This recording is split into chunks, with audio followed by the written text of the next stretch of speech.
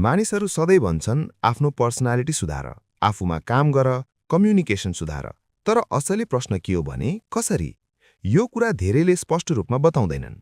त्यसैले आज म तपाईका लागि 14वटा प्रभावकारी र एकदमै एक्सन ओरिएन्टेड लेसनहरू लिएर आएको छु। तपाईले यो पूरा सुन्नुभयो, सही तरिकाले लागू गर्नुभयो भने तपाईं कसरी देखिनुहुन्छ, कसरी हिँड्नुहुन्छ र कसरी बोल्नुहुन्छ सबैमा फरक देखिन थाल्छ। यहाँ एउटा कुरा बुझ्नुपर्छ, तपाईं सेल्समा हुनुहुन्छ वा तपाईं जागिर गर्नुहुन्छ वा बिजनेस वा तपाईं स्टुडेन्ट नै किन नहुनुहोस्, हरेक ठाउँमा मानिसहरूले तपाईंको पर्सनालिटीलाई जज गर्छन्। हरेक ठाउँमा मानिसहरू तपाईंलाई हेरेर अनुमान लगाइरहेका हुन्छन्, तपाईं कति नलेजेबल हुनुहुन्छ, कति स्किल्ड हुनुहुन्छ र कति स्मार्ट हुनुहुन्छ। दुनियाँले भन्छ पर्सनालिटी सुधार, तर कसरी भन्ने स्पष्ट बाटो नदिँदा हामी कन्फ्युज हुन्छौं। किनकि इच्छा त हुन्छ, तर एक्सन स्टेप्स थाहा हुँदैन। हामीलाई त्यो पाथ थाहा हुँदैन जसले पर्सनालिटी ग्रो गराउँछ, इन्हान्स गराउँछ। सबैभन्दा पहिले एउटा भ्रम हटाउन जरुरी छ। धेरैले पर्सनालिटीको अर्थ नै गलत बुझ्छन्। धेरैले पर्सनालिटीलाई सिधै लुकसँग जोडिदिन्छन् अनि भन्छन्, म त राम्रो देखिदिन, अब कसरी पर्सनालिटी सुधार्ने? साथी, पर्सनालिटी सुन्दरता मात्र होइन, पर्सनालिटी भनेको प्रेजेन्स, बिहेभियर, कम्युनिकेसन र माइन्डसेट हो। र आज म तपाईलाई स्टेप बाई स्टेप सिकाउने छु एउटा औसत व्यक्तिबाट कसरी स्मार्ट, कसरी स्किल्ड र कसरी हाई भ्याल्यु व्यक्तित्व बन्ने।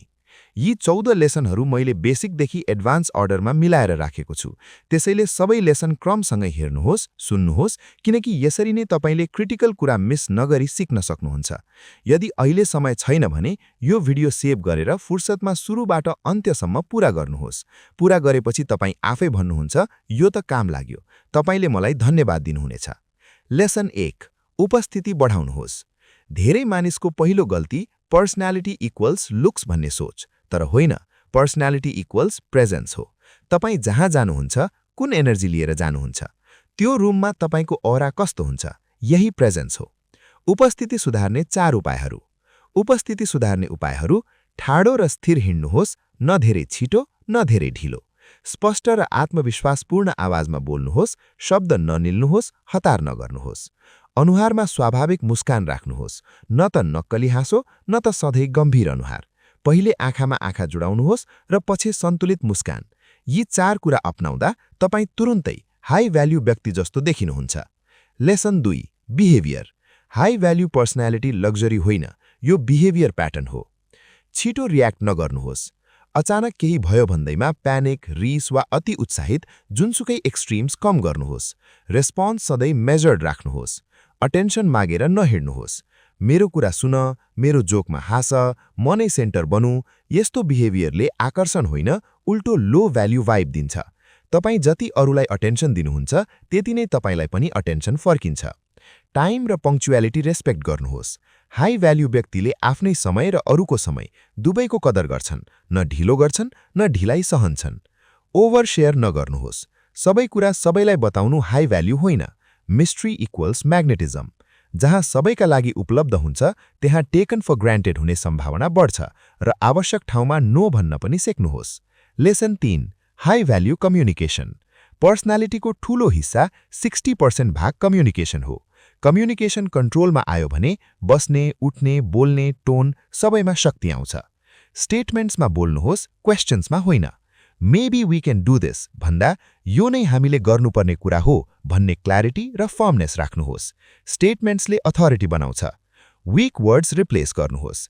Okay sir, I'll try my best जस्ता शब्दले तपाईंलाई कमजोर देखाउँछ। म यो काम समयमै निश्चित गर्छु। म आफ्नो कमिटमेन्ट डेडलाइन भन्दा अघि डेलिभर गर्छु। यस्तो भाषा प्रयोग गर्नुहोस्। बोल्दा सानो पज लिनुहोस्। एक अर्काको कुरा सकिन नपाउँदै तुरुन्तै रिप्लाई गर्ने बानी हटाउनुहोस्। सुन्नुहोस्, 1 सेकेन्ड पज लिनुहोस्, सोच्नुहोस् अनि बोल्नुहोस्। मौन पनि शक्ति हो। मौनले अथोरिटी बनाउँछ। लेसन 4, स्ट्रङ पर्सनालिटीको बडी ल्याङ्ग्वेज। तपाईं नबोलिकन पनि तपाईंको बडी ल्याङ्ग्वेजले तपाईंको परिचय दिइसकेको हुन्छ। कसैलाई भेट्दा बिग्रिएको वा रिसाएको लुक नदिनुहोस्। 2 सेकेन्ड नजर मिलाउनुहोस् अनि वार्म र फर्म स्माइल दिनुहोस्। ओपन पोस्चर राख्नुहोस्। हात खुम्च्याएर वा क्रस गरेर बस्ने बानी घटाउनुहोस्। स्ट्रेट ओपन पोस्चर राख्नुहोस् ताकि तपाईं अप्रोचेबल देखिनुहोस्। Active listening gestures. सुन्दै गर्दा हल्का टाउको हल्लाउने, हजुर ठीक छ जस्ता नेचुरल जेस्चर्सले तपाईंलाई एक्टिभ लिसनर देखाउँछ। Lesson 5, confidence triangle. कन्फिडेन्स जन्मजात होइन, यसलाई बनाइन्छ। Confidence equals preparation plus practice plus proof. Preparation, हरेक मिटिङ वा भिजिट अघि 3 कुरा लेख्नुहोस्। What I want, what they want, how we will reach a solution, win win. Practice, दैनिक 5 मिनट ऐनामा बोल्ने अभ्यास गर्नुहोस्। एउटै प्याराग्राफ 3 वटा स्पिडमा, फास्ट, मिडियम, स्लो, 3 अलग अलग टोनमा प्र्याक्टिस गर्नुहोस्।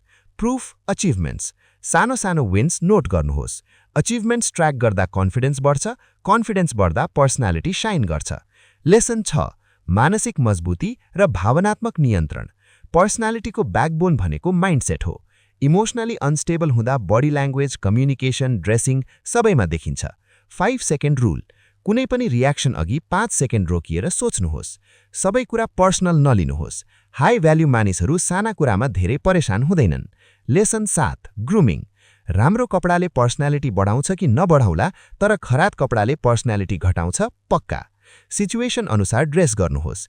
कपडा सफा, फ्रेश, बिना स्मेल, क्रिज नभएको, वेल आइरन्ड, कपाल, दाढी, नङ आदि वेल ट्रिम्ड, चस्मा, बेल्ट, जुत्ता, घडी, पेन सबै पर्सनालिटीसँग म्याच हुनुपर्छ। घडीको कुरा, ठूला मानिसहरूले घडी समय हेर्न मात्र होइन, इम्प्रेसनका लागि पनि लगाउँछन्।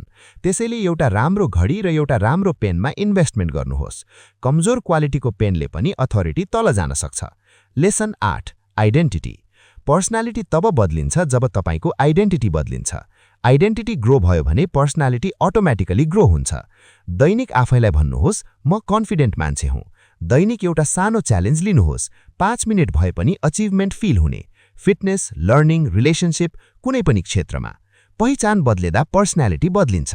लेसन 9, भोइस, मानिसहरूले के भन्दा पनि कसरी बोलेकोलाई बढी याद गर्छन्। स्लोअर बोल्नुहोस्। धेरै छिटो बोल्दा एङ्क्सियस वा इम्मेच्योर भाइब आउन सक्छ। अथोरिटी भएका मानिसहरू प्राय स्थिर र बिस्तारै बोल्छन्। टोन अलि लोअर गर्नुहोस्।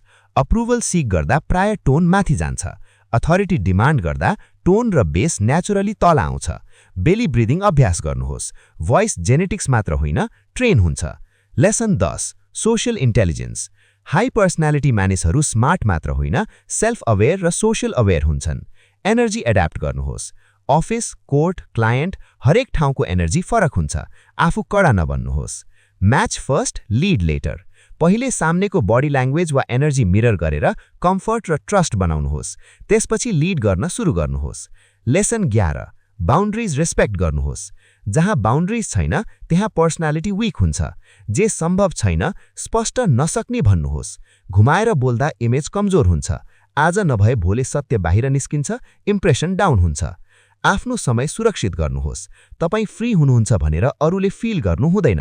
मलाई टाइम छ तर त्यो टाइम सबैका लागि होइन भन्ने स्ट्यान्डर्ड राख्नुहोस्। लेसन 12, आलोचना र अपमान ह्यान्डल गर्ने तरिका। लो भ्याल्यु मानिसहरू तुरुन्तै इगोबाट रिप्लाई गर्छन्। हाई भ्याल्यु मानिसहरूले गेम नै एन्ड गरिदिन्छन्। काम अग्रिमेन्ट, बहस गर्नुको सट्टा हुन सक्छ तपाई सही हुनुहुन्छ। यसले इन्सल्टको स्कोप घटाइदिन्छ। साइलेन्स प्लस आई कन्ट्याक्ट, अनावश्यक इन्सल्ट वा क्रिटिसिजम आयो भने शान्त रहनुहोस् र आँखामा आँखा राख्नुहोस्। त्यो अक्वर्ड साइलेन्सले धेरै पटक अर्को व्यक्ति रोकिदिन्छ। रिफ्रेम, यदि फिडब्याक भ्यालिड छ भने इन्ट्रेस्टिङ, म यसरी सोचेकै थिएन, म यसको बारेमा सोचेर सुधार गर्छु, धन्यवाद। यसले तपाईलाई मच्योर र कन्फिडेन्ट देखाउँछ। लेसन 13, ह्याबिट्स जसले पर्सनालिटी बिल्ड गर्छ। पर्सनालिटी एक दिनको काम होइन, बिग्रन पनि एक दिन लाग्दैन, बन्न पनि एक दिन लाग्दैन। केही ह्याबिट्स, दैनिक 10 पेज पढ्नुहोस्। 15-20 मिनट मात्रै हो। बिहान 5 पेज, साँझ 5 पेज भए पनि ठिक छ। 1-2 वर्षमा तपाईले धेरै किताब सक्नुहुन्छ जसले माइन्डसेट र भोक्याबुलरी दुवै बदल्छ। मर्निङ वक प्लस सनलाइट, उठ्ने बित्तिकै फोनमा अल्झिनु हुँदैन। एक्टिभ मर्निङ रुटिन बनाउनुहोस्। रियाक्ट गर्नु अघि 5 सेकेन्ड सोच्नुहोस्। इन्स्टेन्ट रियाक्सनले लङ लास्टिङ नेगेटिभ इम्प्रेसन बनाउँछ। डिजिटल क्लटर कम गर्नुहोस्। कम स्क्रोल, बढी रियल कन्भर्सेसन्स। साथी, फ्यामिली, कलिगसँग समय बिताउनुहोस्। स्लिप रुटिन फिक्स गर्नुहोस्। समयमा सुत्नुहोस्, समयमा उठ्नुहोस्। कम्तीमा 7-8 घण्टा सुत्नुहोस्। यसले मेन्टल क्ल्यारिटी, बडी फङ्क्सन र ओभरअल ग्लो बढाउँछ। लेसन 14, अन्तिम कुरा, बजारमा एउटा नियम काम गर्छ, जे देखिन्छ त्यही बिक्छ।